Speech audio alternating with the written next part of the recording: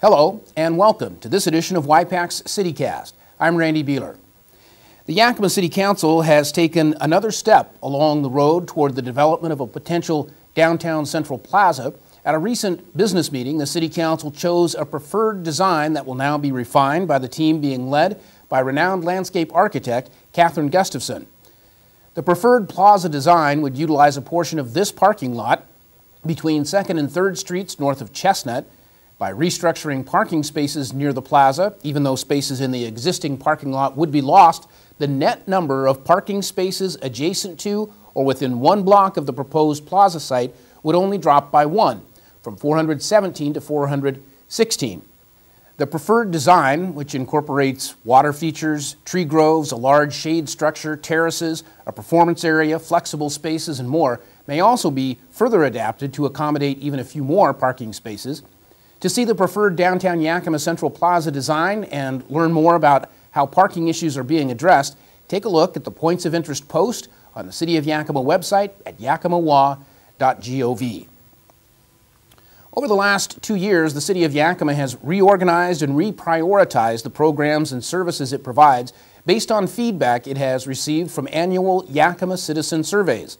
The latest Yakima Citizen Survey is currently underway, and its results will again provide strategic direction to the Yakima City Council about how best to meet the community's needs.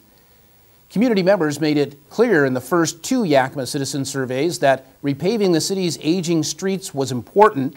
The City Council responded by devoting about $20 million over the past 2 years to resurfacing about 120 lane miles of streets throughout Yakima. This year's road work is expected to be finished by the end of November. The Yakima Citizen Survey is conducted by National Research Center Incorporated and is broken into 2 phases. Phase 1, which is currently underway, involves 3,000 randomly selected households who are invited to participate in the scientifically valid version of the survey. Phase 2 will open up the survey to anyone and will be available online. Phase 2 will begin in October, after Phase 1 of the 2014 Yakima Citizen Survey is completed. A pilot recycling program that took place during this spring and summer in Yakima seems to indicate support for a potential city-wide recycling effort, and local service clubs are pitching in to rebuild a Yakima food bank. With those stories, here's CityCast's Ken Crockett. A free pilot recycling program this summer in Yakima kept 82 tons of household recyclables and yard waste out of the Terrace Heights landfill. Participation in the voluntary program was also high, with 73% of the homes in the Kissel Park area, located near 30th and West Meade Avenue, setting out carts every other week. The success of the pilot recycling program is still being evaluated, and a final report will be presented later this year to the Yakima City Council.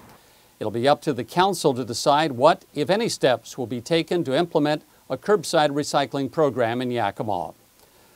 Work is underway on a new building for the Yakima Rotary Food Bank at the Southeast Yakima Community Center. What started out as an effort to simply build a shelter to protect people from the weather turned into a major fundraising effort after it became apparent that the current building was inadequate. The Yakima Rotary Trust, along with the Downtown and Southeast Yakima Rotary Club, spearheaded that fundraising effort. Contributions were also made by the City of Yakima and several other community organizations towards the $350,000 project cost.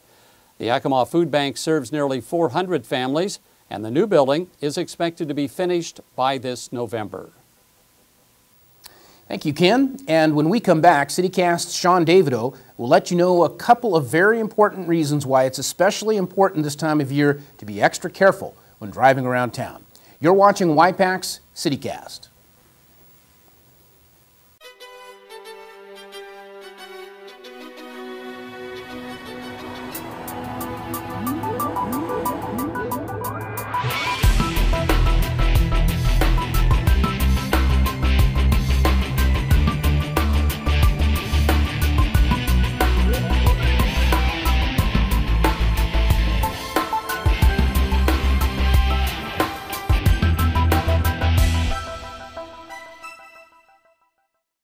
School is back in session all throughout the Yakima area, and along with major road repaving projects, more kids along our streets means we need to pay more attention while driving around town.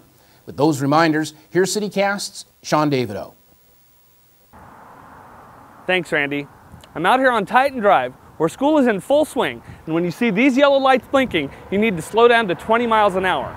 The Yakima Police Department is patrolling school zones in our city, and so you need to slow down because you can get a ticket anywhere from $189 to $661 if you're speeding in a school zone. Now, patrol officers tell me that the average ticket they hand out for speeding in a school zone in Yakima is between $200 and $250. So if you see these yellow lights blinking, you want to make sure to slow down to 20 miles an hour. You also want to remember that there's a lot of road construction still going on throughout our city, so be careful, give them a break out there because traffic fines do double in construction zones. So be safe out there, Randy, when you're driving around, and back to you. Thank you, Sean, and thanks all of you as well for joining us for this edition of Y-PAC's CityCast. To find out more information about events, activities, and issues affecting the city of Yakima, check out the city's website at yakimawa.gov, find us on Facebook, and follow us on Twitter. We'll see you on the next edition of Y-PAC's CityCast. I'm Randy Beeler. Take care.